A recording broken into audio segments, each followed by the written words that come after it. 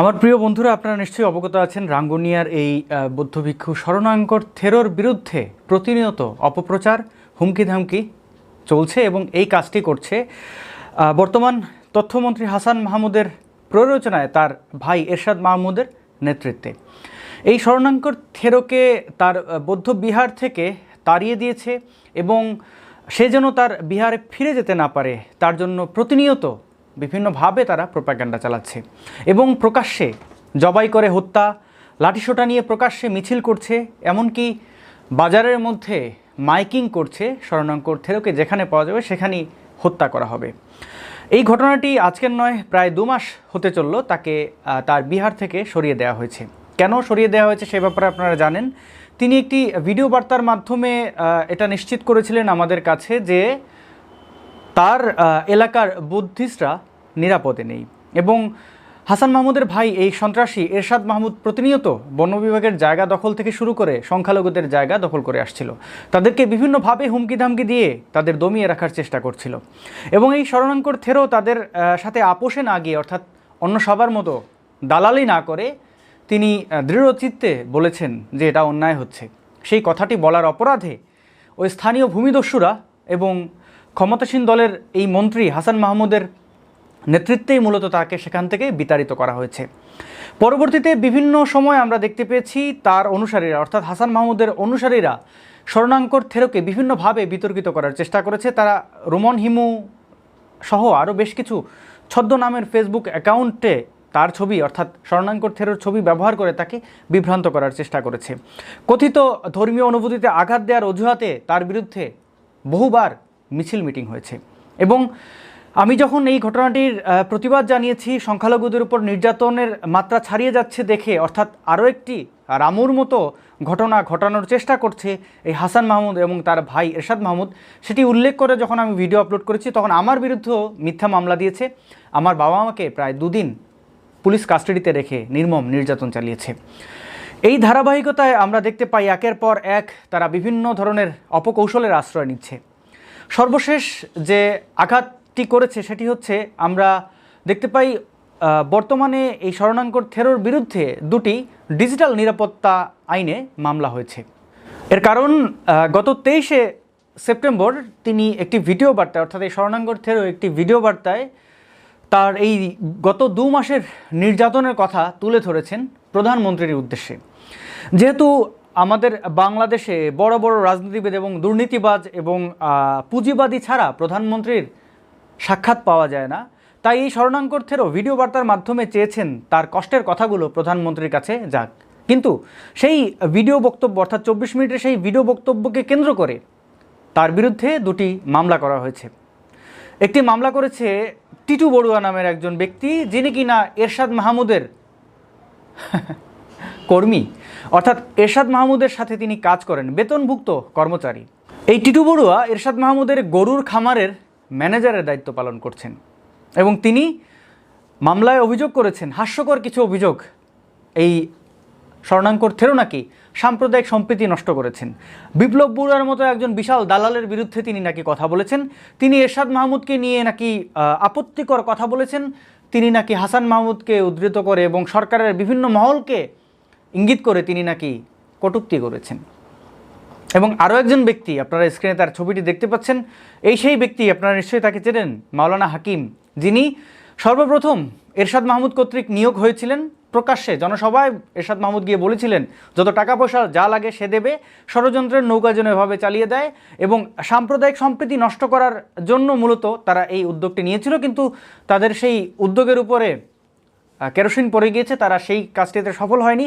এখন আবার এই মাওলানাকে, অর্থাৎ এই মাওলানা হাকিমকে নিয়োগ করেছে, সে শরণাঙ্কর থেরোর বিরুদ্ধে মামলা করেছে। শরণাঙ্কর থেরো নাকি ইসলাম ধর্মের অনুভূতিতে প্রকাশ্যে আঘাত দিয়েছে, অর্থাৎ আগের সেই যে প্রোপাগান্ডা তাদের ছিল, রোমান হিমু কোন কোন অ্যাকাউন্ট থেকে শরণাঙ্কর থেরোর ছবি ব্যবহার করেছে, তাই তার বিরুদ্ধে এতদিন তারা মিছিল করেছে প্রকাশ্যে অভিযোগ না করেই, তার বিরুদ্ধে কোনো মামলা না থাকা সত্ত্বেও তারা মিছিল মিটিং করেছে। এখন একটি মামলা তারা দায়ের করেছে।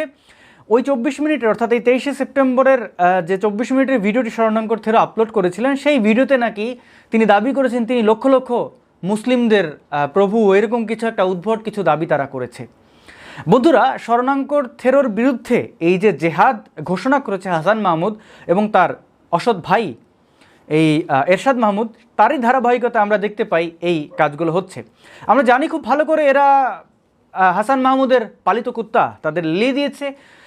এটা তো তাদের নতুন লেলিয়ে দেওয়া নয়, তাদের বহুভাবে ব্যবহার করেছে। তারা প্রতিনিয়ত এই কাজগুলো করছে। বন্ধুরা, আপনারা জেনে থাকবেন, শরণাঙ্কর থেরোকে যখন তার বিহার থেকে তাড়িয়ে দেয় ষড়যন্ত্রের মাধ্যমে, তখনই তারা তাদের কফিনের প্রথম পেরেকটি ঠুকে দিয়েছে এবং দ্বিতীয় পেরেকটি ঠুকেছে যখন আমার বাবা মাকে উঠিয়ে নিয়ে গিয়ে 48 ঘন্টারও বেশি সময় পুলিশ কাস্টাডিতে রেখে নির্যাতন করেছে। আমার বাবাকে একটি স্ক্রিপ্ট ধরিয়ে দিয়ে সেটি পড়ে সেই কথাগুলো বলতে বাধ্য করেছে। সেগুলো তারা রেকর্ড করে হাস্যকরভাবে তারা সেটি প্রকাশ করেছে। তাদের এই কফিনের দ্বিতীয় পেরেকটি তাদের কতটা ক্ষতি করেছে তারা টের পাচ্ছে না, সময় এলে টের পাবে। তৃতীয় পেরেকটি ঠুকেছে শরণাঙ্কর থেরোর বিরুদ্ধে মামলা করে, এবং তারা এরকম তাদের কফিনের পেরেকগুলো ঠুকেই যাচ্ছে। তারা এই পেরেকগুলো ওঠাতে পারবে কি না সেটি দেখার বিষয়, সময় সব বলে দেবে। যে কাজ ধীরে হয় তার প্রভাব অনেক গভীরে থাকে। যাই হোক, আলোচনা করা যাক এই গুন্ডা বাহিনীকে নিয়ে। হাসান মাহমুদের লেলিয়ে দেওয়া এই যে কুত্তারা আছে, আমি কুত্তাকে অনেক সম্মান করি, কিন্তু যারা সামান্য কিছু টাকার জন্য এরকম ভণ্ডামি করে, তাদেরকে তো জাতির সামনে তুলে ধরারই প্রয়োজন রয়েছে। বন্ধুরা, নিশ্চয়ই আপনারা অনেক দিন ধরেই খেয়াল করেছেন হাসান মাহমুদ কর্তৃক কিছু পেইড দালালদের, তাদের মধ্যে বৌদ্ধরাও আছে, বৌদ্ধদের সেই কাপড় পরিহিত কিছু বৌদ্ধ ভিক্ষুদের দেখেছেন, তারা প্রকাশ্যে পা চেটে গেছে হাসান মাহমুদের। এবং তার দলের যে নেতারা তারা তো ছিলই, এবং কি হাসান মাহমুদ মাঝখানে হেফাজতকেও হায়ার করেছিল। এখন তার এলাকার যত মৌলবাদী আছে এবং সন্ত্রাসী আছে সকলকে একত্রিত করে প্রতিনিয়ত প্রোপাগান্ডা চালিয়েছে। সর্বশেষ এই যে কাণ্ডটি ঘটালো, শরণাঙ্কর থেরোর বিরুদ্ধে মামলা দিল, তাকে হয়তো জেলেও নেবে। আমরা সব পরিস্থিতির জন্য প্রস্তুত আছি, সব কিছু আমরা দেখব। কিন্তু দালালদের একটু চিনে নেওয়া যাক।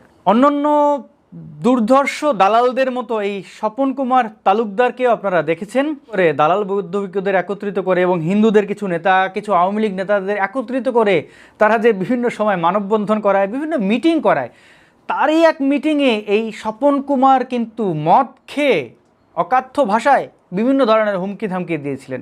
আপনারা যারা রাঙ্গুনিয়ার স্থানীয় আছেন, অর্থাৎ পদুয়া ইউনিয়নের লোকজন আছেন, তারা এই মাতালকে ভালো করে চেনেন। তাকে কিন্তু সর্বশেষ চেয়ারম্যানের টিকিট পাইয়ে দিয়েছে হাসান মাহমুদ। এই একজন মাতাল ব্যক্তি যে কিনা কোনো মিটিংয়ে গিয়ে গালাগাল দেয়, মাতলামি করে, প্রকাশ্যে মদ খেয়ে টাল হয়ে পড়ে থাকে, তাকে টিকিট পাইয়ে দেয় হাসান মাহমুদ। দেবেই না কেন, তার ভাই তো একজন বিখ্যাত নেশাখোর, ইয়াবা, হেরোইন, ফেন্সিডিল, মদ থেকে শুরু করে কি সে না খায়। তো মাতালদের প্রতি, নেশাখোরদের প্রতি হাসান মাহমুদের অগাধ ভালোবাসা আছে, সেটা তার থাকতেই পারে, তাতে আমাদের কোনো আপত্তি নেই। কে নেশা করবে, কে কী করবে, সেটা তাদের একান্তই ব্যক্তিগত ব্যাপার। কিন্তু যখন তাদের জনপ্রতিনিধি বানিয়ে দেয়, তখনই আমাদের আপত্তির জায়গা তৈরি হয়। আমরা দেখি এই মাতাল কি বলে। বন্ধুরা আমার, আপনার বিভ্রান্ত হবেন না। রাঙ্গুনিয়ায় সাম্প্রদায়িকতার কোনো স্থান নেই। রাঙ্গুনিয়ায় কোনো সাম্প্রদায়িক স্থান নেই। শেখ হাসিনার বাংলাদেশে কেউ বাটফাট টাউডের স্থান নেই। এখানে কেউ বাটফাটি টাউটগিরি করবেই। আমি বলতে চাই, ফেসবুক নিয়ে আমার 14 গোষ্ঠীর নামে, আমার নামে বৃষ্টি মন্তব্য করা হয়েছে। ফেসবুক নিয়ে সুদূর বুদুর করবে, এগুলো হবে না। ফেসবুক নিয়ে সুদূর বুদুর করবে, এগুলো হবে না। ওদের ইউটিউব হতে ইউরিয়েছে পানি ফায়ারি বলো বলো ওটা ভূতা ভাই মুখে কথা বাইরে বেয়াদিপুর কথা নাই পরে নাই বেয়াদিপুর গোষ্ঠী। বন্ধুরা, এই মাতালকে দেখলেন, এবং তার মতো অনেক পেইড ব্যক্তিদের হাসান মাহমুদ বিভিন্ন প্রলোভন দিয়ে এই শরণাঙ্কর থেরোর বিরুদ্ধে বিভিন্ন উল্টোপাল্টা কথা, তাদের গল্পকেচ্ছা বানানো হয়েছে এবং সেগুলো প্রচার করিয়েছে এদের দিয়ে। বন্ধুরা, এই সেই হাসান মাহমুদ যে কিনা একজন চিহ্নিত দুর্নীতিবাজ মন্ত্রী, তার স্ত্রীর অঢেল সম্পত্তি হাতিয়ে নিয়েছে তার ক্ষমতার অপব্যবহারের মাধ্যমে, এবং এই সেই অসৎ মন্ত্রী যে জনগণের টাকা, অর্থাৎ আমরা যে ট্যাক্সের টাকা দেই, সেই টাকাগুলোকে সে অপব্যবহার করে। আপনারা হয়তো ভাববেন এগুলো আমার দাবি, চলুন একটি ভিডিও ফুটেজ দেখা যাক। নায়ক নায়িকা আর মন্ত্রী সকলে মিলে এবার মশা মারার অভিযানে।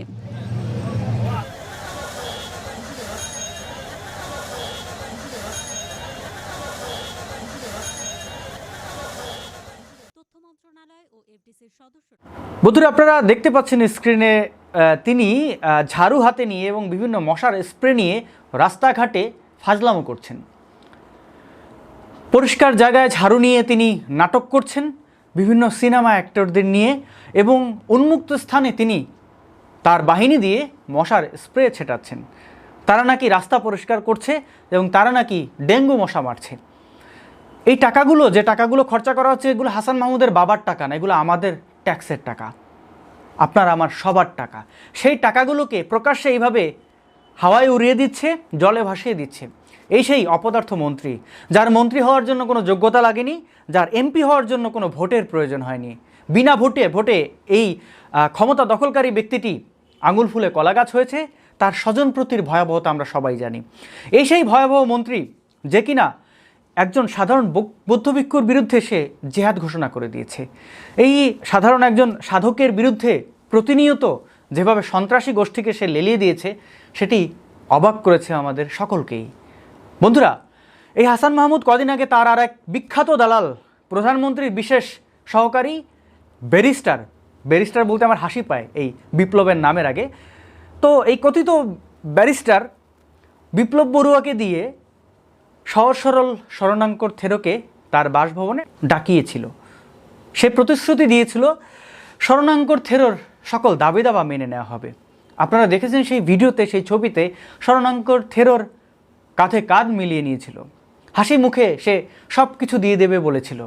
মূলত এটি তার একটি প্রতারণা ছিল। সে বোঝাতে চেয়েছে, দেখো শরণাঙ্কর থেরো আমার কাছে এসছে, সে বন বিভাগের জায়গা দখল করেছিল, সেই জায়গাগুলোর লিজ আমি দিয়ে দিয়েছি। এই নাটক করার জন্যই মূলত সে ডেকেছিল শরণাঙ্কর থেরোকে। সে একজন চিহ্নিত প্রতারক আমরা জানতাম।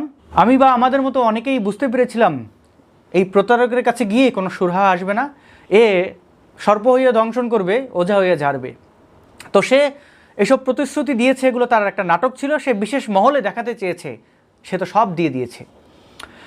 এ দাবি করে, অর্থাৎ এ তার পালিত কুত্তাদের দিয়ে বলায় শরণাঙ্কর থেরো নাকি ওই বৌদ্ধবিহারের আশেপাশের জায়গাগুলো দখল করেছে, সেগুলো নাকি বন বিভাগের জায়গা। বন্ধুরা, চলুন তার নিজের মুখে শুনে নেই আমরা এই ফলারিয়া গ্রামের অবস্থা কী ছিল, এই জায়গাগুলো কাদের ছিল, সে তার নিজের মুখে বলবে। বাবাদের সময় আমাদের গ্রাম সুখবিরাজ, ওখানে হাতি আর মানুষ একসাথে বসবাস করে, হাতি বাঘ ভাল্লুক সব একসাথে বসবাস করে। তখন ওখানে কোনো স্কুল ছিল না, প্রাইমারি স্কুলও 7-8 কিলোমিটার দূরে। আমার বাবা অক্ষর জ্ঞান পেয়েছে বৌদ্ধ মন্দিরে, পাশে বৌদ্ধ মন্দির, সেখানে বৌদ্ধ ভিক্ষু অক্ষর জ্ঞান দিত। তখন কিন্তু তাই ছিল, 100-150 বছর আগে কিন্তু তাই ছিল। ওই গ্রামের টোলের মধ্যে পড়াশোনা করতো না, বড় হয়েছিল না, তখন কিন্তু টোলের মধ্যে পড়াশোনা করে। আমার বাবা কিন্তু তাই ওই গ্রামের টোল, যেটি বৌদ্ধ ভিক্ষু পরিচালনা করতে, সেখানে অক্ষর জ্ঞান দিতে, বাল্যের শিক্ষা ওখানে পড়ছে। বন্ধুরা, আপনারা তার মুখেই শুনতে পেলেন এই জায়গাগুলো ছিল বৌদ্ধদের এলাকা। এখানে কোনো কিছুই ছিল না, হাতি আর মানুষ একসাথে বসবাস করত। সেখানে বৌদ্ধ ভিক্ষুরা তাদের বিহার নির্মাণ করে সাধনা করত। সেই জায়গাগুলোকে আজকে দাবি করা হচ্ছে বন বিভাগের জায়গা। আমরা জানি বাংলাদেশে এই বিতর্কিত আইন এনিমি প্রপার্টি অ্যাক্টের আওতায় অনেক সংখ্যালঘুদের জমি সম্পত্তি দখল করে নিয়ে কথিত সরকারি জমি দাবি করা হয়েছে। আমরা দেখতে পাই ওই রাঙ্গুনিয়ার ফলারিয়া গ্রামের তথাকথিত বন বিভাগের জায়গাগুলো ভোগ দখল করছে কিন্তু এরশাদ মাহমুদ। অর্থাৎ সরকারি জায়গা বলে তারা সরকারের নামে নিজেরা নিজেদের ব্যক্তি স্বার্থে কাজে লাগাচ্ছে। তো এই সেই হাসান মাহমুদ যে প্রমাণ করতে চায় বৌদ্ধ ভিক্ষু জায়গা দখল করেছে। বৌদ্ধ ভিক্ষু কীভাবে জায়গা দখল করবে? সে জায়গা দখল করে সেখানে কি অট্টালিকা তৈরি করবে? বৌদ্ধ ভিক্ষুরা সাধারণত গাছের নিচে পড়ে থাকে, ধ্যানে মগ্ন থাকে। বন্ধুরা, এই বৌদ্ধ ভিক্ষুদের ধ্যানের গভীরতা কি, তার ফলাফল কি, সেই বিষয়ে আমি কোনো মন্তব্য করতে চাই না। কিন্তু এই হাসান মাহমুদ যে একজন বড় রকমের ভণ্ড, সেটি আপনারা কিন্তু তার এই কার্যকলাপ থেকে বুঝতে পারলেন, এবং তার লেলে দেওয়া কুত্তাদের আচরণে আপনারা সব কিছু আপনাদের সামনে পরিষ্কার। এবার আসি এই শরণাঙ্কর থেরোকে হাসান মাহমুদের বাসভবনে, সরকারি বাসভবনে কে নিয়ে গেছিল? সে আর কেউ নয়, একজন চিহ্নিত দালাল, কথিত ব্যারিস্টার বিপ্লব বড়ুয়া। এই বিপ্লব বড়ুয়া সহজ সরল এই শরণাঙ্কর থেরোকে বুঝিয়ে বাঝিয়ে হাসান মাহমুদের কাছে নিয়ে গেছিল তাদের ব্যক্তি স্বার্থ উদ্ধারের জন্য।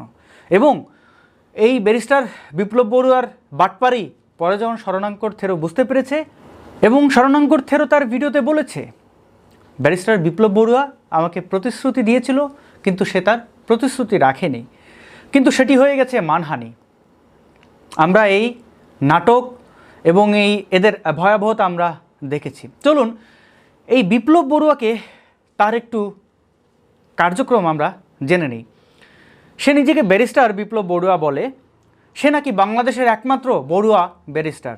সেই কথাটি তার নিজ মুখে শুনে নিন। বিপ্লব বড়ুয়া এর ভিতরে একজন, আর বড়ুয়ার ভিতরে কোনো ব্যারিস্টার নেই। বড়ুয়া সম্প্রদায় এটার ভিতরে একমাত্র ব্রিটিশ কোয়ালিফাইড ব্যারিস্টার এখনো লন্ডন বার্গের সাথে এখনো বড়ুয়া এখনো নাই।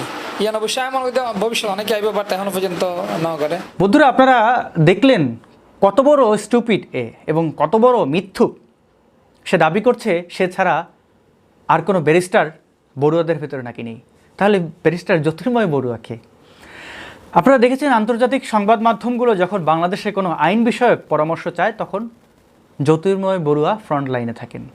তাকে কি পরিমাণ আন্তর্জাতিক মহলে সম্মান দেয় সেটি আমরা খুব ভালো করে জানি। কিন্তু এই দালাল বড়ুয়া অর্থাৎ এই দালাল বিপ্লব সে দাবি করছে সেই একমাত্র ব্যারিস্টার এবং তিনি ব্রিটেন থেকে একটি ডিগ্রি নিয়ে এসেছেন।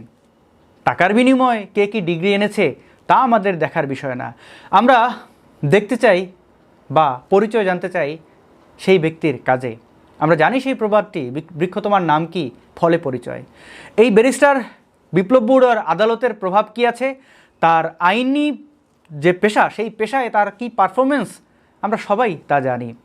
খুব অবাক লাগে একজন ব্যারিস্টার একটা বিশেষ জায়গায় দালালিতে ব্যস্ত। তিনি দাবি করেন প্রধানমন্ত্রীর বিশেষ দালাল, দুঃখিত, প্রধানমন্ত্রীর বিশেষ সহকারী। তো তার মিথ্যাচার শুনলেন, তার আইন পেশায় ভয়াবহতা আমরা কিন্তু জানি।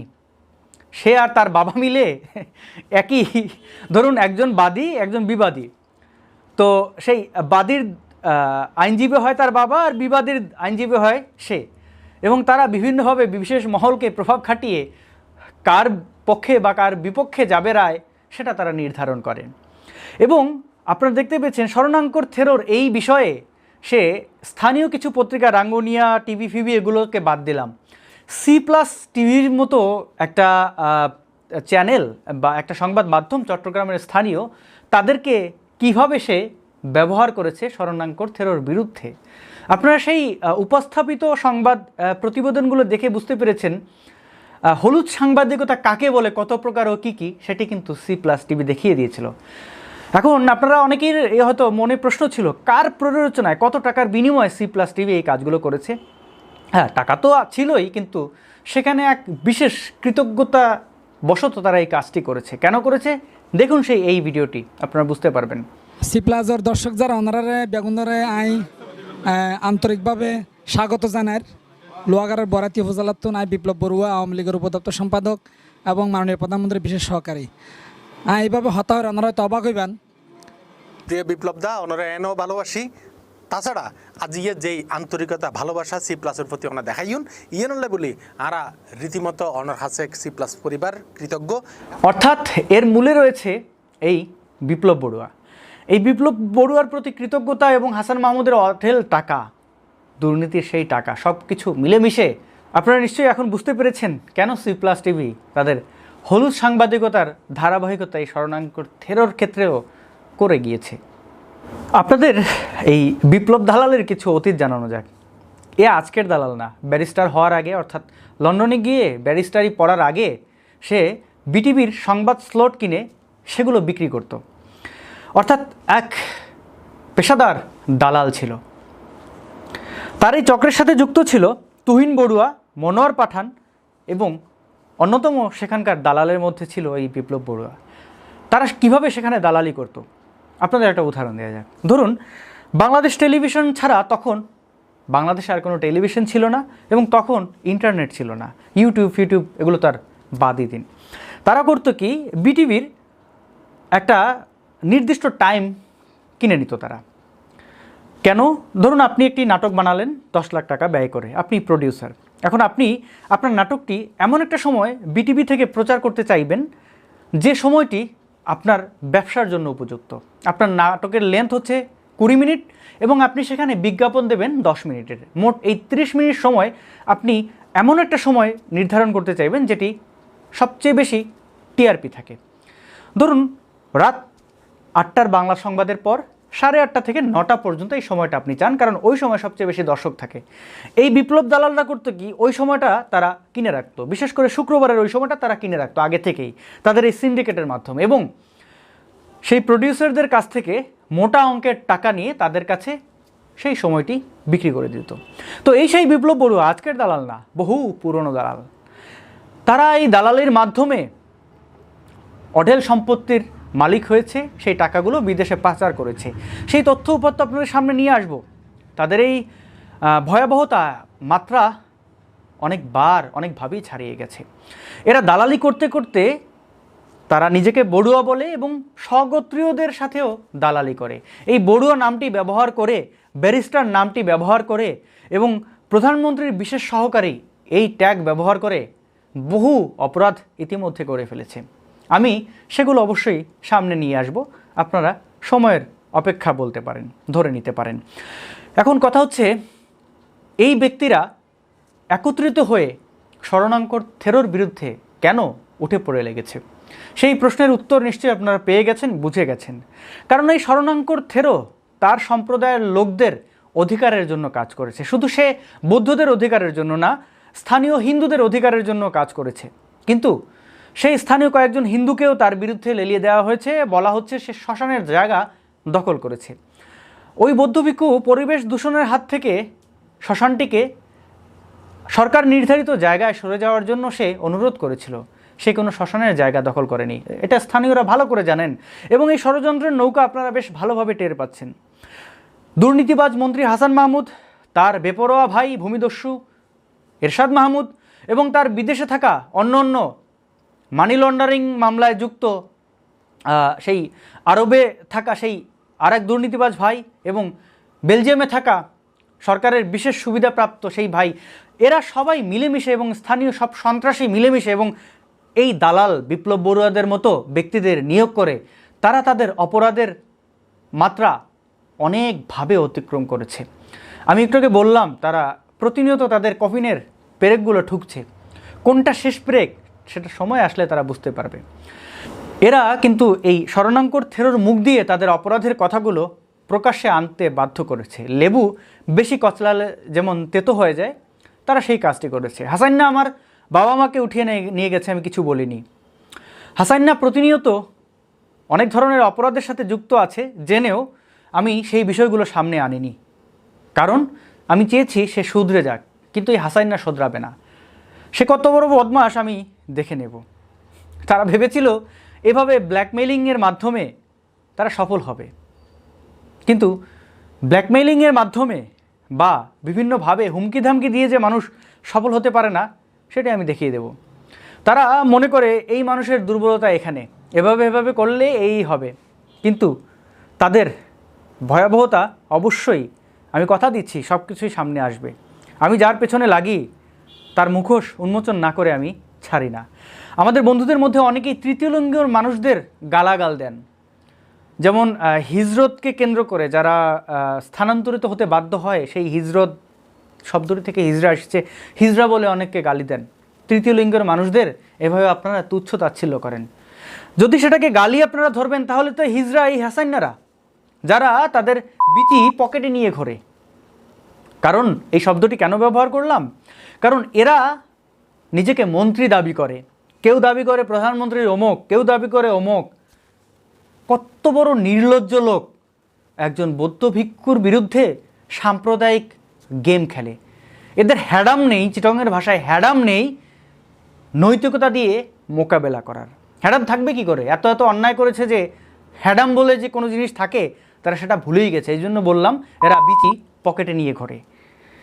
তো যদি সেই হিজড়া শব্দটি কারোর ক্ষেত্রে ব্যবহার করুন, এদের ক্ষেত্রে ব্যবহার করুন। এরা মন্ত্রী হয়েও এরা ফেয়ার গেম খেলতে পারে না।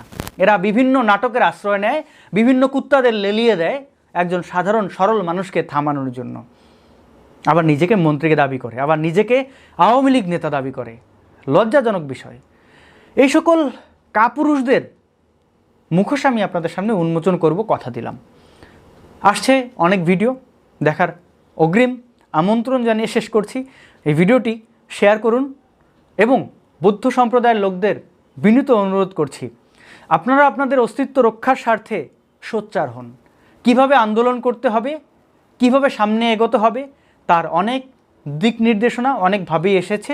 আপনারা সময় থাকতে সোচ্চার হন, না হলে এই ভূমিদস্যুরা, এই সন্ত্রাসীরা বাংলাদেশ থেকে, এই বড়ুয়া নামের যে কোনো ব্যক্তিরা বাংলাদেশে থাকতো এবং বুদ্ধিস্টরা যে বাংলাদেশে থাকতো, সেটি ভবিষ্যতে ইতিহাসের পাতায় স্মৃতি হয়ে থাকবে। আমরা সেগুলো হতে দেব না। সুতরাং সোচ্চার হন, প্রতিবাদে সবাই এগিয়ে আসুন। দেখা হবে নতুন কোনো ভিডিওতে। ভিডিওটি এতক্ষণ ধরে দেখার জন্য সকলকে অসংখ্য ধন্যবাদ। মাননীয় প্রধানমন্ত্রী, জাতির জনকন্যা শেখ হাসিনা, আমি শরণঙ্কর 13 2018 এবং 19 অর্থ বছরই বাংলাদেশ রাঙ্গুনিয়া থানাধীন জ্ঞানশরণ মহারণ্য থেকে এখান থেকে উখিয়া থেকে চট্টগ্রাম সিটি, এরপর ঢাকা সিটি, এরপরে বেনাপোল, কলকাতা সিটি এবং ঝাড়খণ্ড বিহার প্রদেশ হয়ে আমি 3500 কিলোমিটার পথ পদব্রজে বুদ্ধের অদ্বিতীয় মহাপবিত্র স্থান, বুদ্ধত্ব প্রাপ্তির স্থান বজ্রাসন আমি দর্শন করি। এতে আমাকে বাংলাদেশ এই পুলিশ প্রশাসন এবং ইন্ডিয়ান প্রশাসন, বাংলাদেশ গভর্নমেন্ট এবং ইন্ডিয়ান এই যে গভর্নমেন্ট আমাকে সহযোগিতা দেন। তোর জন্য আমি উভয় দেশের রাষ্ট্রনায়কের প্রতি কৃতজ্ঞতা এবং ধন্যবাদ জ্ঞাপন করছি। বাংলাদেশে আমরা সীমিত সংখ্যক বৌদ্ধ ধর্মাবলম্বী রয়েছি। সব মিলে আমরা 0.6% আছে আমরা এখানে বাংলাদেশে বৌদ্ধ। তো বাংলাদেশে বৌদ্ধরা আমরা যারা আছি, আমরা চাই শান্তিতে, আমরা দুবেলা দুমুঠো ডাল ভাত খেয়ে কোনো রকম বেঁচে থাকতে আমরা সেই ব্যক্তি স্বাধীনতাটা আমরা মাননীয় প্রধানমন্ত্রীর কাছে কামনা করছি। স্থানীয় 0.6% জনসংখ্যা কখনো মেম্বার, চেয়ারম্যান, মন্ত্রী, মিনিস্টার, প্রাইম মিনিস্টার থেকে শুরু করে এগুলোর অধিকারের জন্য কখনো মানুষ সামনের দিকে অগ্রগতি হবে না। এরা চাইবে ছোট্ট একটা জাতিসত্তা, কোনো রকমে এরা যে কোনো একটা ছোটোখাটো মাঝারি কর্মক্রিয়াদের সম্পাদন করে তাদের জীবনকে নির্বাহ করা। আজকে আমি অত্যন্ত দুঃখ ভারাক্রান্ত মনে এই কথাগুলো আমি বলছি। বাংলাদেশের যত মানবাধিকার সংগঠন আছে, বাংলাদেশের যত টিভি চ্যানেল রয়েছে এবং বাংলাদেশের যত অসাম্প্রদায়িক চেতনায় যত বুদ্ধিজীবী, যত অসাম্প্রদায়িক চেতনা, মানবাধিকার চেতনায়, মানবিক চেতনায় যত মানব রয়েছে, আমি সবার প্রতি দৃষ্টি আকর্ষণ করছি। আমি মাননীয় প্রধানমন্ত্রীর কথাটা এই জন্য বলছি, কারণ জনগণ যখন নির্যাতিত হয় তখন রাজা ওই নির্যাতিত পরিস্থিতি থেকে ওই প্রজাকে উদ্ধার করতে পারেন। সুতরাং বর্তমান বাংলাদেশের যিনি রাজা প্রধানমন্ত্রী, তিনি হচ্ছেন মাননীয় প্রধানমন্ত্রী শেখ হাসিনা। 1971 সালে এদেশ জাতির জনক বঙ্গবন্ধু শেখ মুজিবুর রহমানের নেতৃত্বে এবং এই যে লক্ষ কোটি বাঙালি সংগ্রামের মাধ্যমে আমরা এই দেশ স্বাধীন করি। এই দেশকে স্বাধীন সার্বভৌমত্ব এবং অসাম্প্রদায়িক চেতনায় এবং অপশক্তিগুলো আমাদেরকে আঘাত করেছে। তন্মধ্যে 2017 সালে 2012 সালের রামুর মধ্যে প্রায় 5 থেকে 6টি বৌদ্ধ মন্দির জ্বালিয়ে দেওয়া হয়, শত শত বৌদ্ধ বাড়িঘর পুড়িয়ে দেওয়া হয়। 2003 সালে রাউজান পিঙ্গলা গ্রামে একজন বৌদ্ধ ভিক্ষুকে, 2002 সালে রাউজানে জ্ঞানজ্যোতি বৌদ্ধ ভিক্ষুকে হত্যা করা হয়। পিঙ্গলা গ্রামে ওয়ারা পাইয়া আশ্রমে 2012 সালে রামু বৌদ্ধ মন্দিরে অগ্নিসংযোগ সহ 3 থেকে 400 বছরের পুরনো বৌদ্ধ মন্দির ধ্বংস করা হয় বাংলাদেশের বামমূর্তি ক্ষুণ্ণ করার জন্য। তারপর 2016 সালে নাক্কানছড়ি পাহাড়ি বৌদ্ধ ভিক্ষুকে হত্যা করা হয়, কুপিয়ে হত্যা করা হয়। নিহত বৌদ্ধ ভিক্ষু নাম গাইন্দাম 13। 24 আগস্ট 2019 সালে রাতে ট্রেনে ফেনীতে ভিক্ষু অমৃতানন্দ 13কে চলন্ত ট্রেনে হত্যা করা হয়, গোমতী নদীর তেলে ফেলে দেওয়া হয়। তারপর 2 অক্টোবর 2016 সাল লামায় রাতের অন্ধকারে বৌদ্ধমূর্তি ভাঙচুর করা হয়। 2017 সালে রাঙামাটি লংগদু 300 পাহাড়ি বাড়িঘর জ্বালিয়ে দেওয়া হয়। ইতিমধ্যে বান্দরবানের 2টি বৌদ্ধ মন্দির ভাঙচুর করা হয়, লাকেরা বৌদ্ধ মন্দির ভাঙচুর করা হয়। তাহলে 1971 সালে স্বাধীন হওয়ার পর থেকে বাংলাদেশে বৌদ্ধদের প্রতি নির্যাতিত হওয়ার এ ধরনের কোনো ইতিহাস নেই। এখান থেকে নির্যাতিত হওয়ার ঘটনাগুলোর সূত্রপাত হয় 2003 সাল থেকে। জ্ঞানজ্যোতি বৌদ্ধ ভিক্ষু হত্যার পর থেকে এখানে এই যে সাম্প্রদায়িক দাঙ্গা বা সাম্প্রদায়িক নির্যাতন শুরু হয়। তো সুতরাং মাননীয় প্রধানমন্ত্রী, আমি আপনার প্রতি দৃষ্টি আকর্ষণ করছি, আপনার প্রতি অনুরোধ জানাচ্ছি, যেহেতু আপনি দেশের রাজা, রাষ্ট্রনায়ক, আমি জানি এই দেশ স্বাধীন করার জন্য আপনার পরিবার যেভাবে আত্মত্যাগ করা হয়েছে, এভাবে প্রত্যেকটা বাঙালির, আমাদের লক্ষ লক্ষ মা বোনের এই যে লুণ্ঠন করা হয়েছে, হাজারো শহীদ, লক্ষ লক্ষ বাঙালি শহীদ হয়েছে। এই দেশ শান্তি শৃঙ্খলা এবং বিশ্ব পরিমণ্ডলে সুনাম সুখ্যাতি নষ্ট করার জন্য এমন কিছু মহল রয়েছে যা এই দেশকে তিলে তিলে ধ্বংস করে দিতে চায়। এখানে সোনার বাংলা বলা হয়েছে, এখানে সোনার বাংলা না করে এই সোনার বাংলার স্বপ্নগুলো ধূলিসাৎ করতে চায়। তো সুতরাং আমি জ্ঞানশরণ মহারণ্য বৌদ্ধবিহার শরণঙ্কর ভিক্ষু রাঙ্গুনিয়া থানার ফলাহারিয়া গ্রামে আছি। আজকে এখানে স্থানীয় প্রশাসন এবং স্থানীয় ক্ষমতাসীন বেশ কয়েকজন ব্যক্তি, আমি নাম বলবো না, তো সেহেতু ওনাদের সহযোগিতায় এখানে ভিক্ষুদেরকে আঘাত করা হয়েছে। বৌদ্ধ সন্ন্যাসীকে গলা ধাক্কা দেওয়া হয়েছে, গালিগালাজ করা হয়েছে। এখানে বৌদ্ধ জনসাধারণকে তাদের ধর্ম নিয়ে, তাদের জাতি নিয়ে অবৈধভাবে এদেরকে এই যে বিভিন্নভাবে অশ্লীল ভাষায় গালিগালাজ করা হয়েছে। এই বিষয়ে 2016 সালে আমরা একটা বৌদ্ধ মন্দির গেট নির্মাণ করি। যখন আমি বৌদ্ধ মন্দির গেট নির্মাণ করি, সেখানে বৌদ্ধদের জায়গা, এই বৌদ্ধদের জায়গার মধ্যে স্থানীয় ক্ষমতাসীন ব্যক্তি এরা সরকারকে বিক্রি করে, মাননীয় প্রধানমন্ত্রীর নাম বিক্রি করে। এই গেটটা আমার গড়তে দিনে এখনও এই অর্ধেক হয়ে এই জ্ঞানশরণ বৌদ্ধ মন্দিরের গেট পড়ে আছে।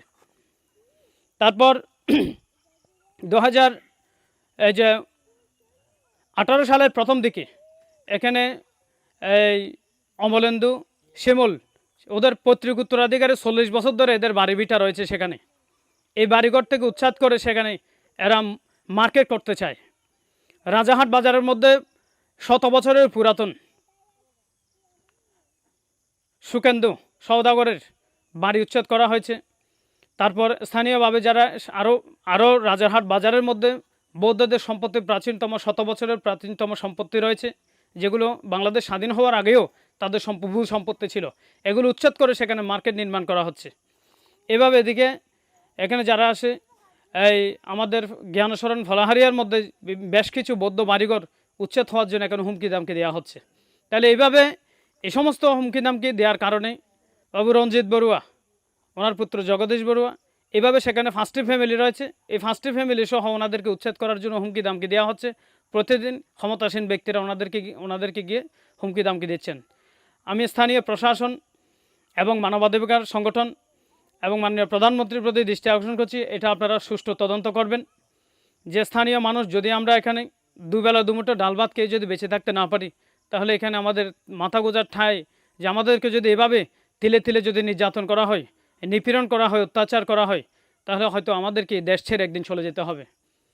তো সুতরাং মাননীয় প্রধানমন্ত্রী সহ আরও যারা স্থানীয় এই দেশের যারা বুদ্ধিজীবী, অসাম্প্রদায়িক চেতনায় বিশ্বাসী, যারা শিক্ষিত মহল সহ এবং হিন্দু বৌদ্ধ মুসলমান খ্রিস্টান প্রত্যেকের প্রতি আমাদের একটা অনুরোধ রইল, সবাই যাতে আমাদের পাশে দাঁড়াবেন, আমাদের জন্য দোয়া করবেন, আশীর্বাদ করবেন, যাতে এই সোনার বাংলার সোনার দেশ করার পেছনে যাদের এই কুচক্র রয়েছে, তারা এটা যাতে প্রতিহত করে এই বাংলাদেশি বৌদ্ধরা যাতে এখানে শান্তিতে বসবাস করতে পারে। মাননীয় প্রধানমন্ত্রী, এভাবে আমরা এখানে এখন আমরা সংখ্যায় দিন অতিবাহিত করছি। প্রত্যেকটা মুহূর্তে কোনো একটা বৌদ্ধ ফলাহারিয়া, সুকবিলাস, বাড়াপাহাড়, রাজারহাট, প্রত্যেকটা বৌদ্ধ যখন একটা বাজারে যায়, যখন একটা হাট বাজারে যায়, তখন সেখানে তাদেরকে স্থানীয় মানুষ, স্থানীয় যারা ক্ষমতাসীন রয়েছে তারা তাদেরকে বিভিন্নভাবে নির্যাতিত করা হচ্ছে। এই সম্পর্কে এখানে আমরা স্থানীয় থানায় গেলাম, থানায় আমাদের কেস নেওয়া হয়নি।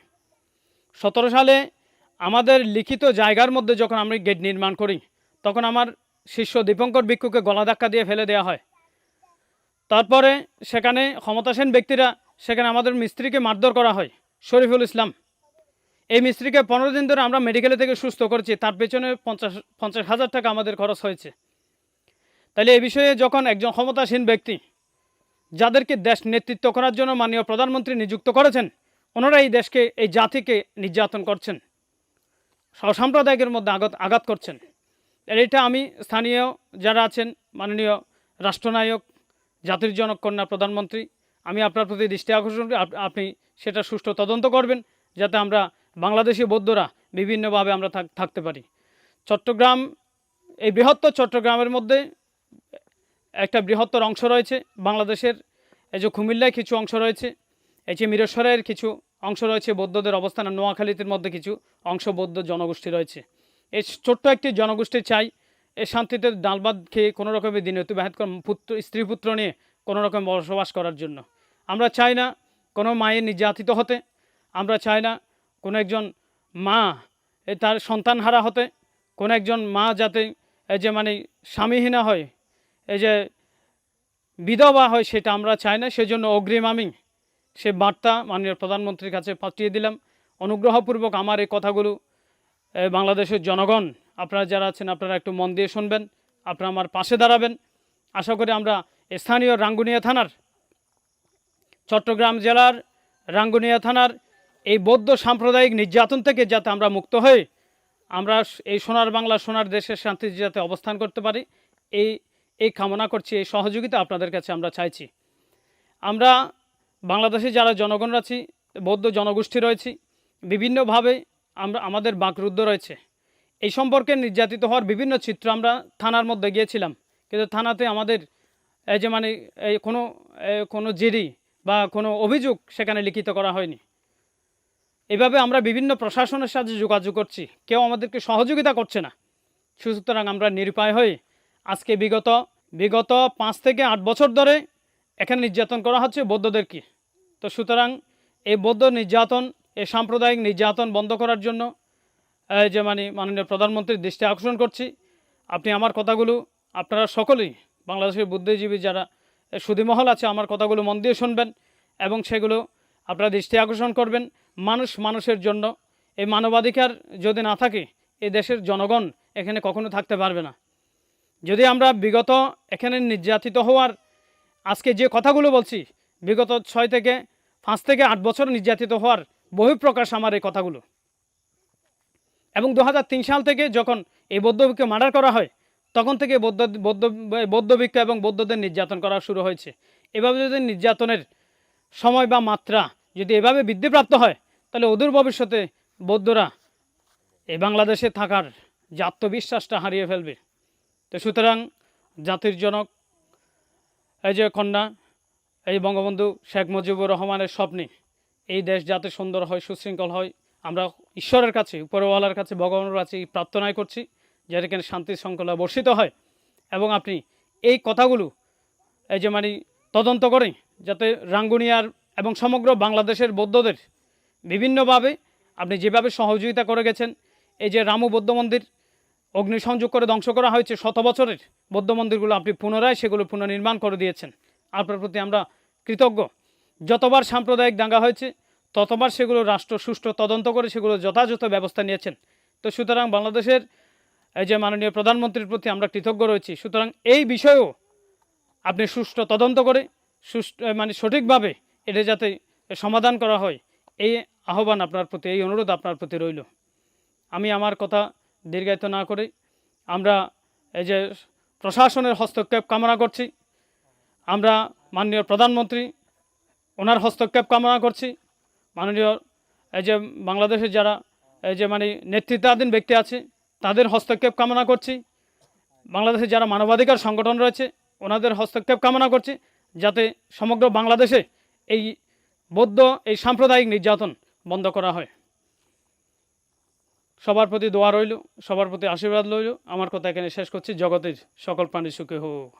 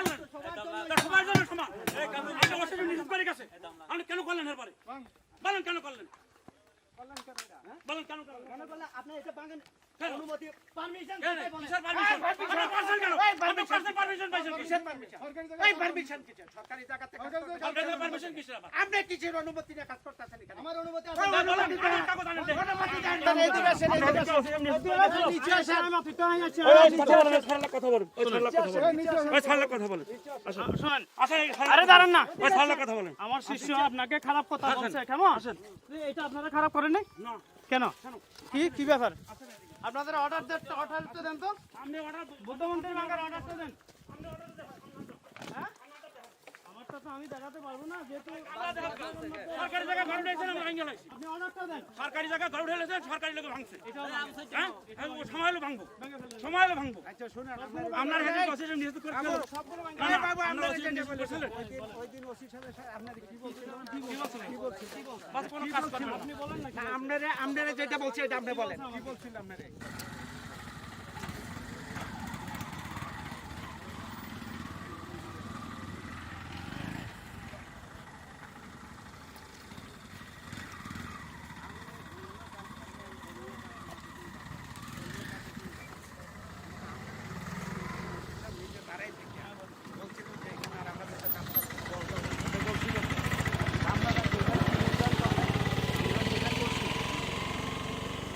আমি একটা কথা বলি, আপনারা নীতিগতভাবে শুনবেন। লিজের জায়গায় কি সরকার কখনো লিজ দেয়, বন্দোবস্তি দেয়? আপনি বলেন তো। আচ্ছা আমার কথা শোনেন না, আমার কথা উত্তর দেবেন তো আপনি।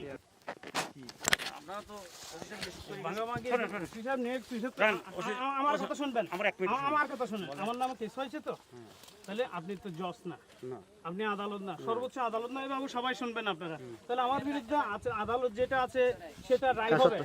এই মন্দির থাকবে নাকি চলে যাবে? না না, মন্দির থাকবে না, না থাকবে চলে যাবে। আপনারা কি কখনো ওখানে, আপনারা কি আমার বিরুদ্ধে মন্দির ভাঙার, মন্দির উচ্ছেদ করার কোনো অর্ডার এনেছেন? অন্যায়ভাবে এটা ভেঙেছেন কেন? আপনার ওসি সাহেব বলে গেল, আপনি এটা অন্যায়ভাবে ভাঙছেন কেন? ওসি সাহেব বলে গেল কি কথা শুনেন। কি আপনাকে ওসি সাহেব বলে দিয়েছে? এই মেয়েটা বন্ধ করেন। কেন বন্ধ করবে? আপনাদের ফোন ভিডিও করতে হচ্ছে তো। আপনাকে ওসি সাহেব বলে গেল কি আপনারে? জজ সাহেব কি আপনারা আইন মানেন? আইন মানেন? এরকম হাত নেড়েন। আমি আইন মানেন, আপনিও সুন্দর করে কথা বলেন। আইন মানেন? আমি আইন মানেই বলছি। আমার বিরুদ্ধে দুইটা মামলা আছে, মামলাগুলো জজ সাহেব কি বলেছেন? আপনি যে বুঝলেন ওখানে যান। হ্যাঁ, এটা কোনো কথা হবে? আপনাকে জজ সাহেব আপনি ওসি সাহেব নিচে বললেন মন্দির থাকতে হবে না, ওসিটা বন্ধ করে কাজ বন্ধ করে আমরা কাজ করব না, এরকম করে বলো।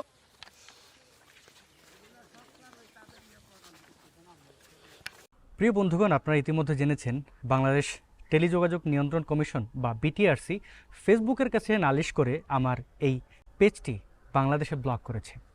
এতে আমি কোনোভাবেই অবাক হয়নি, বরং হাসি পেয়েছে সরকার আমাকে এভাবে ভয় পায় দেখে। কেন সরকার এটি করেছে, বা এই যে বাংলাদেশ টেলিযোগাযোগ নিয়ন্ত্রণ কমিশন বিটিআরসি তারা কেন ফেসবুকের কাছে নালিশ করেছে? গত 2রা মে হাসান মাহমুদের এই ছবিটা আমি আপলোড করেছিলাম এবং সেখানে তাকে চোর বলেছি, যেই সেই চোর না, ভোট চোর। এবং জনগণের সাথে যে সে রসিকতা করছে মাটি কাটার মাধ্যমে, সেটিও আমি আমার এই পোস্টে উল্লেখ করেছিলাম। আপনারা এটি জানেন, যারা মন্ত্রী হয়, এমপি হয়, তাদের বেতন জনগণই দেয় এবং জনগণের বেতনে এরা মাটি কাটবে, এটি জনগণের সাথে তিরস্কার, মশকরা ছাড়া, সহজভাবে মানুষকে ব্রেন ওয়াশ করা ছাড়া, নির্বোধদের মনোরঞ্জন করা ছাড়া আর কিছুই নয়। তো সেই পোস্টের নিচে হাসান মাহমুদের অনুসারীরা এসে আমাকে হুমকি দিচ্ছিলেন, আমার পেজ ব্লক করে দেবেন, আমার পেজ খেয়ে ফেলবেন, আমাকে এই করবেন সেই করবেন, এরকম হুমকি ধমকি প্রায় প্রতিদিন হাজার হাজার আমার কাছে আসে, ইনবক্সে, কমেন্টে, ইমেইলে। এরকম হুমকি ধমকি পাত্তা দেওয়ার মতো কোনো কারণ ছিল বা আছে বলে আমি মনে করি না। তারা শুধু হুমকিই দেয়নি, হাসান মাহমুদ সরাসরি এই কাজটি করেছে বলে আমি মনে করি। যেহেতু বিটিআরসি বা ফেসবুক কেউই আমার পেজ বাংলাদেশে ব্লক করার ক্ষেত্রে কোনো প্রকার কারণ দর্শায়নি, কোন পোস্টের কারণে, কেন, কোনো কিছুই উল্লেখ ছিল না। এবং আমি বাংলাদেশের একজন প্রথিতযশা আইনজীবীর সাথে কথা বলেছি, সেই ব্যারিস্টার আমাকে জানিয়েছেন যে বাংলাদেশে এমন কোনো আইন নেই যে আইনের মাধ্যমে কারুর পেজ বন্ধ করা যেতে পারে। যদি সরকারের কোনো কন্টেন্ট নিয়ে আপত্তি থাকে তাহলে তারা সেই কন্টেন্টটি বাংলাদেশে রেস্ট্রিক্ট করতে পারে, বা যে কোনো দেশের সরকার যে কোনো কন্টেন্টকে রেস্ট্রিক্ট করতে পারে, কিন্তু পুরো পেজ ব্লক করে দেয়া এটি অত্যন্ত হাস্যকর এবং সরকারের জন্য দুঃখজনক। এই যে আমি হাসান মাহমুদকে চোর বললাম, সঙ্গে সঙ্গে সে খেপে গেল, একদম বিটিআরসি, ফেসবুক, পেজ ব্লক, চোরকে চোর বললে তো খেপবেই। এটা তো আরও কিছু বলার কথা। এই যে বিগত দিনগুলোতে প্রায় 1 যুগের বেশি সময় বাংলাদেশে কোনো ইলেকশন হয় না, যা হয় সব ভোট চুরি, ভোট ডাকাতি। হাসান মাহমুদের এলাকার কথাই বলি, রাঙ্গুনিয়ার জনগণ কি জানেন না যে এই হাসান মাহমুদ কত বড় চোর? তার কিন্তু প্রতিদ্বন্দ্বী ছিল বিএনপি বা এলডিপি থেকে নুরুল আলম, এবং হেফাজত থেকে ছিল মুফতি মাওলানা ফয়জুল্লাহ। এদের কারোরই ভোটারকে ভোট কেন্দ্রে ঢুকতে দেয়নি হাসান মাহমুদ এবং তার সন্ত্রাসী বাহিনী। এইটা কি রাঙ্গুনিয়াবাসী জানেন না? অবশ্যই জানেন, কিন্তু কেউ মুখ খুলে কোনো কথা বলতে পারেন না এই সন্ত্রাসীর ভয়ে। আমি এত দূরে বসে তার সমালোচনা করেছি, তার অন্যায়ের প্রতিবাদ করেছি, তার কৃতকর্মকে সামনে তুলে ধরেছি, অর্থাৎ ভোট চুরি, ভোট টাকাতিকে আমি স্পষ্টভাবে হাতে আঙুল দিয়ে দেখিয়েছি। সে আমার পেজ ব্লক করে দিয়েছে। হাসান মাহমুদদের মতো লোকদের কারণে শেখ হাসিনাকে আমরা কান্নাকাটি করতে দেখি। তিনি বিভিন্ন সংবাদ সম্মেলনে সাংবাদিকদের বলেন যে হ্যাঁ, আমার দেশের নাগরিকরা বিদেশিদের কাছে নালিশ করেন, এই করেন, সেই করেন। করবেন না কেন? আপনারা এভাবে সেন্সরশিপ চালাবেন, আপনারা মানুষের মুখ বন্ধ করে দেবেন, তাহলে যারা ভুক্তভোগী তারা প্রতিকার চাইবে না কেন? যেমন আমি বিষয়টি নিয়ে বিভিন্ন মহলে আমি অবগত করেছি, জাতিসংঘ থেকে শুরু করে অনেক ব্যক্তি, অনেক প্রতিষ্ঠানকে। তারা এই বিষয়টি জানলেন, অর্থাৎ বাংলাদেশে এরকম কাজ করা হয়। আমি জানি না আমার আগে কোনো ব্যক্তির এরকম পুরো পেজ ব্লক করা হয়েছে কিনা, যদিও এই পেজটি আমার সেকেন্ড পেজ। খুব বেশি পোস্ট আমি এটা থেকে করি না, সাধারণত কিছু পোস্ট, ছবি, স্ট্যাটাস, এগুলোই। হয়তো আমার এই ব্লু ভেরিফাইড পেজটিও তারা ব্লক করবে, তাতে কিছু যায় আসে না। তবে এটি একটি নজির তৈরি হয়েছে। আপনারা নিশ্চয়ই অবগত আছেন 2020 সালে এই হাসান মাহমুদের ভাই এরশাদ মাহমুদ একজন বৌদ্ধ ভিক্ষুকে ওই এলাকা ছাড়া করার জন্য নানান ধরনের কাজ করেছে। সেই বৌদ্ধ ভিক্ষুর বিহারটি কিন্তু এরা দখল করে নিয়েছে, অর্থাৎ জ্ঞানশরণ মহারণ্য এটি কিন্তু এখন হাসান মাহমুদের দখলে। তো সেই দখলের প্রতিবাদ আমি করেছিলাম বলে আমার বাবা মা, ছোট ছোট বোনদের 48 ঘন্টা থানায় গুম করে রেখেছিল হাসান মাহমুদের নির্দেশে। আমার কাছে সম্পূর্ণ কল রেকর্ড, সার্বিক তথ্য প্রমাণ আছে এবং আমি সেটি জাতিসংঘকে পাঠিয়েছি। জাতিসংঘ তারপরে দেখুন OSCHR 12 পৃষ্ঠার একটি স্টেটমেন্ট দিয়েছে। সম্ভবত আমি কোনো বাংলাদেশি অ্যাক্টিভিস্ট যার সাথে হয়ে যাওয়া অন্যায়ের প্রতিবাদ করে জাতিসংঘ 12 পৃষ্ঠার স্টেটমেন্ট দিয়েছে। এরপর থেকে সরকার হয়তো তাদের সেই অন্যায় বন্ধ করেছে, কারণ আমার বাবা মার সাথে যোগাযোগ নেই, আমি ভালো বলতে পারবো না। কিন্তু এমন কোনো অভিযোগ শুনতে পাইনি পার্শ্ববর্তী, অর্থাৎ আমার বাড়ির আশেপাশে যাদের সাথে আমার যোগাযোগ হয় তারা বাড়িতে পুলিশ যায়, এরকম হয়রানি করে, এমন কোনো অভিযোগ শুনিনি। এবার ফিরে আসি বর্তমান কাজে। হাসান মাহমুদ এরকম একটি পোস্ট সহ্য করতে পারে না। সে বিটিআরসিকে ব্যবহার করে, বাংলাদেশের বিভিন্ন গুরুত্বপূর্ণ সম্পদকে ব্যবহার করে সাধারণ আমার মতো একজন মানুষের মুখ বন্ধ করার জন্য। এবং রাষ্ট্র কতটা অন্ধ যে এইরকম একটি পোস্ট বা কোনো একটি সমালোচনার কারণে তারা কোনো একজন সমালোচকের পেজ ব্লক করে দেয় বাংলাদেশে, এতটা ভয় পায়। অনেকেই এই ঘটনার নিন্দা জানিয়েছেন, আমার প্রতি সমব্যথী হয়েছেন, তাদেরকে ধন্যবাদ। আবার অনেকে এই ঘটনাকে উদাহরণ টেনেছেন পিনাকি, ইলিয়াস এদের সাথে, যে এদের পেজ, এদের দেশবিরোধী যে চক্রান্ত, যে ধরনের উস্কানি, মানুষে মানুষে দাঙ্গা লাগানোর যে চেষ্টা, সেই সব কন্টেন্ট অনায়াসে বাংলাদেশে চলে। কেন আমি আমার সেই প্রিয় বন্ধুদের অনুরোধ করব, এদের সাথে আমাকে তুলনা দেবেন না। এরা এক ধরনের কাজ করে, আমি অন্য ধরনের কাজ করি। এরা ইসলামাইজেশনের পছন্দ করে, এরা ইসলামিস্টদের তোষণ করে এবং এই সংখ্যাগরিষ্ঠ নির্বোধদের প্রতিনিধিত্ব করে এই ব্যক্তিরা। তো তাদের সাথে আমাকে তুলনা দিন। আমি ভিন্নধর্মী কাজ করি। আমি কি কাজ করি? আমি বাংলাদেশে আমার মতো যারা সংখ্যালঘু আছেন তাদের অধিকারের জন্য কাজ করি, তাদের সাথে হয়ে যাওয়া অন্যায়ের বিরোধিতা করি, সামনে তুলে আনি। কারণ এই কাজগুলো নিষিদ্ধ করে রাখা হয়েছে বাংলাদেশে। কীরকম? যখন কোনো ধর্মীয় সংখ্যালঘু নির্যাতিত হন, তখন সেটি মেইন স্ট্রিম মিডিয়ায় আসে না, তখন সেটি নিয়ে স্থানীয় পর্যায় থেকে কেউ মুখ খুলতে পারেন না। মুখ খুললেই বিভিন্নভাবে হয়রানি করা হয়। আমি আমার জীবনের ঝুঁকি নিয়ে, আমার অনেক ধরনের ঝুঁকি আমাকে নিতে হয় এবং আমি সেগুলো সামনে আনি। জানেন, এই পেজগুলোতে রিপোর্ট হয়, ইউটিউব চ্যানেলে রিপোর্ট হয়, অনেকে আমাকে খুঁজে পান না সোশ্যাল মিডিয়ায়। নানান ধরনের প্রতিবন্ধকতা পেরিয়েও আমি কিন্তু কথা বলি। সরকার এই কাজগুলোকে পছন্দ করে না।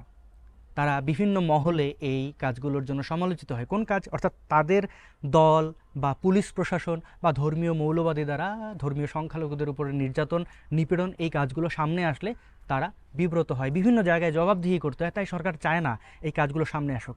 কিন্তু সেই কাজগুলোর জন্য যে সরকার পেজ ব্লক করেছে সেটি আমি মনে করি না। ওই যে হাসান মাহমুদের হাতে ঘা লেগেছে, এরকম কতদিন দমন পীড়ন চালাবে? এবং এই দমন পীড়ন চালানোর মাধ্যমে কাকে থামানো গেছে? আমাকে তো এতবার জেল খাটানো হয়েছে, এতভাবে মামলা দেওয়া হয়েছে, এতভাবে নির্যাতন নিপীড়ন করা হয়েছে। আমার পাসপোর্ট, আমার একদম গণতান্ত্রিক অধিকার, নাগরিক অধিকার, সেটিও কেড়ে নেওয়া হয়েছে। চুপ হয়েছে? এতগুলো পেজ আগে নষ্ট করা হয়েছে, এত ইউটিউব চ্যানেল নষ্ট করা হয়েছে মিথ্যা ক্লেম করে। থেমেছি? থামিনি। কতজন দেখবেন, কতজনের কাছে পৌঁছাবে সেটি নির্ভর করবে আমি কি বিষয়ে কথা বলছি। সত্য এবং মিথ্যার পার্থক্য এখন মানুষ করতে জানেন। সুতরাং যত পেজ ব্লক করবেন, তত নতুন নতুন পেজ নিয়ে আসব এবং আমি বিশ্বাস করি আমাকে যারা চেনেন, আমাকে যারা জানেন, তারা আমার পাশে থাকবেন। আমার এই ভিডিওটি কিন্তু হাসান মাহমুদ, বিটিআরসি বা সরকার কারোর উদ্দেশ্যে নয়। এই ভিডিওটি আপনাদের উদ্দেশ্যে। এই আপনারা যারা আমাকে ভালোবাসেন, আপনারা এখন থেকে আমার এই নতুন পেজটি ফলো করতে পারেন। আমার কন্টেন্ট যারা পছন্দ করেন, যারা মনে করেন আমাকে সমাজে দরকার, যারা মনে করেন যে আমি যে কথাগুলো বলি সেগুলো মানুষের অধিকারের কাজে লাগে, তারা আমার সাথে যুক্ত থাকতে এই পেজটি ফলো করতে পারেন। যারা ইতিমধ্যে ইউটিউব চ্যানেল এটির সাথে আছেন, এই ভিডিওর নিচে ডেসক্রিপশনে ফেসবুক নতুন যে পেজটি তৈরি করেছি সেটির লিঙ্ক দেওয়া থাকবে। যারা আমার এই ব্লু ভেরিফাইড পেজ থেকে ভিডিওটি দেখছেন, তারা কমেন্ট বক্সে নতুন পেজের লিঙ্ক পেয়ে যাবেন। আপনারা লাইক, ফলো এবং সি ফার্স্ট দিয়ে রেখে আমার সাথে যুক্ত থাকুন। সকল অপশক্তি অবশ্যই নির্মূল হবে এবং এই হাসান মাহমুদরা বা এই ধরনের সন্ত্রাসীরা, এই ধরনের চোর বাটপাররা যা করছে, সেই সকল কর্ম, সে সকল অন্যায় ধীরে ধীরে আপনাদের সামনে এসেছে, আরও আসবে। অন্যায়কারীরা খুব বেশি দিন শক্তিশালী থাকে না। অসংখ্য ধন্যবাদ ভিডিওটি শেষ পর্যন্ত দেখার জন্য, অসংখ্য ধন্যবাদ আমার পাশে থাকার জন্য এবং কৃতজ্ঞতা যারা আমার এই বিপদে আমাকে সাপোর্ট করেছেন। আবার দেখা হবে।